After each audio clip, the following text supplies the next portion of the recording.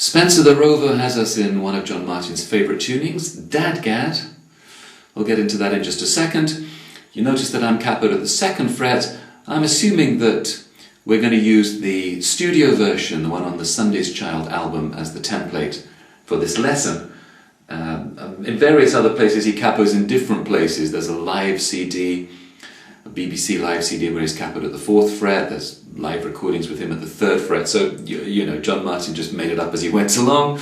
But we're going to use the studio version and capo at the 2nd fret. You'll end up sticking the capo wherever it suits your voice. Okay, let's get into DADGAD tuning. We'll take the capo off for a moment. Many of you will know it already, in which case check out of the video for a second and get tuned into DADGAD. If you don't know it, this is how the tuning works. The 1st string drops down to the note D. 2nd string drops down to the note A.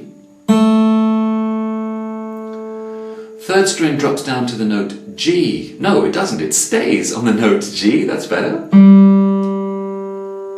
4th string stays on the note D. 5th string stays on the note A.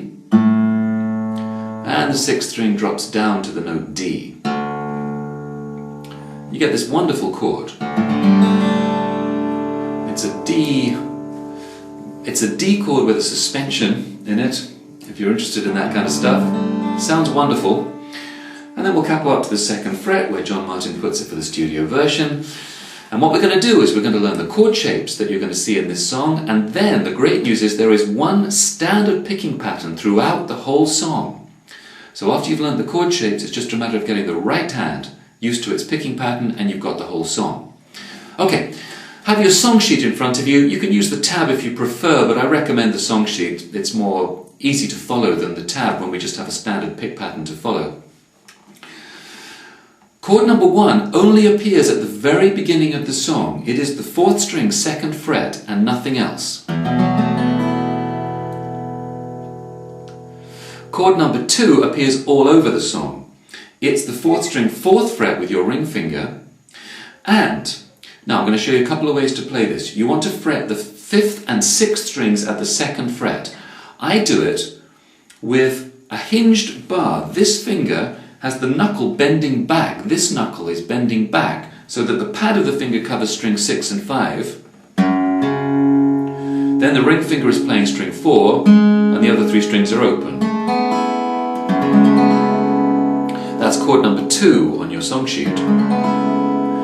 John Martyn plays that chord by having the index finger play the 5th string 2nd fret and the thumb coming over and hooking on the 6th string 2nd fret. I don't like that. You can hear that I'm muting out the 1st string.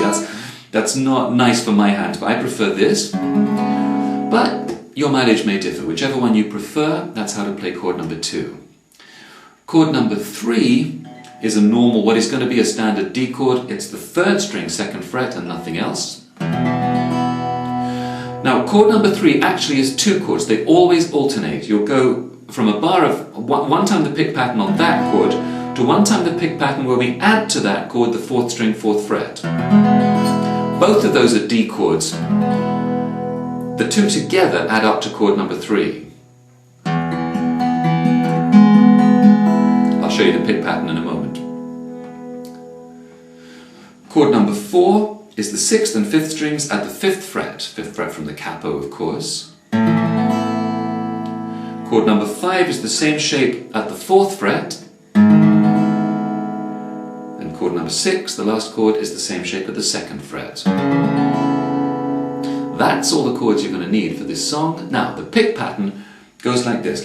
Let's choose chord number 3. It's a nice easy chord to hold on to, so we can concentrate on the right hand, which is going to pick this pattern. Now, I did 2 versions of that pattern, and you can alternate them or you can play them whenever you like. The pattern is going 6th string, 4th string, both with the thumb, 3rd string, 2nd string, 4th string, and then either 3rd string or 1st string. 6, 4, 3, 2, 4, 3, or 6, 4, 3, 2, 4, 1. You can stick to one of those two all the way through the song, or you can alternate them, or you can throw in either of them as and when you feel like it, which is what I tend to do, and certainly what John Martyn tends to do. The rhythm, this song is in 3 beats to the bar, counting 1 and 2 and 3 and 1 and 2 and 3 and at this kind of speed.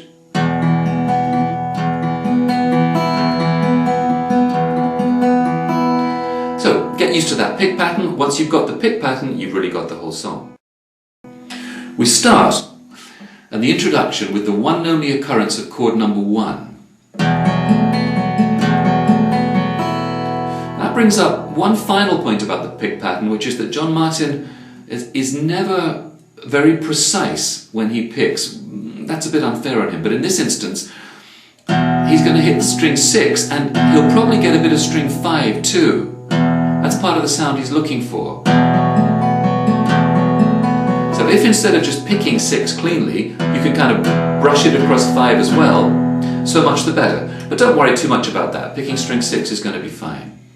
Okay, we'll play chord number 1 2 times around the pattern.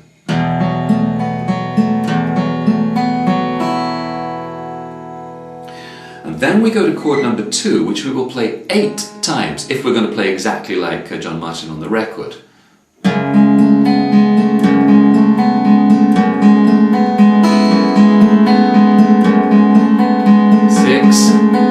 7, 8. This. You could hear that I was sometimes finishing the pick pattern on the 3rd string and sometimes with the ring finger of my right hand flicking up from the 1st string at the end of that pattern. Okay, we're into the tune itself. We're going to go to chord number 3, and remember, this is going to be 1 time the pattern with this finger and 1 time the pattern where we add the 4th string, 4th fret.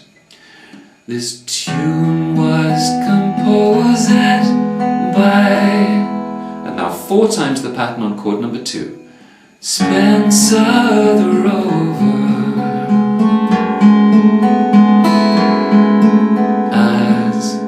Now repeat exactly the same thing for line number 2. Valiant man has ever left home, but he had. Now we're going to descend chord 4, chord 5, chord 6, and we'll hold chord 6 for 4 times.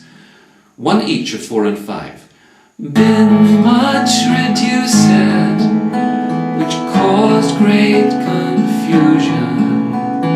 3 times on chord 6, 4 times, and back to chord number 1, which we'll play twice, once like this, once with the ring finger added. That was the reason he, chord number 2, 1 time, started to. Chord number 3 again, but this time keep the ring finger down. Wrong. Chord number 2, chord number 3 again with the ring finger, and chord number 2 4 times.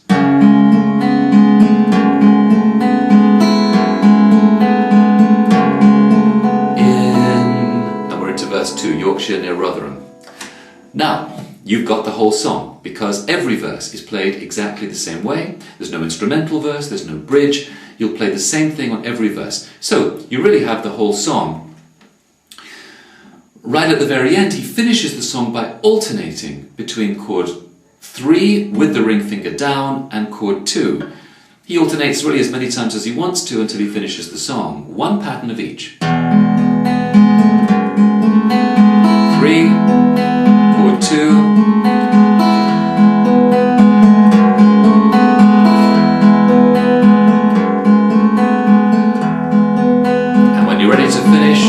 slow down chord 2 and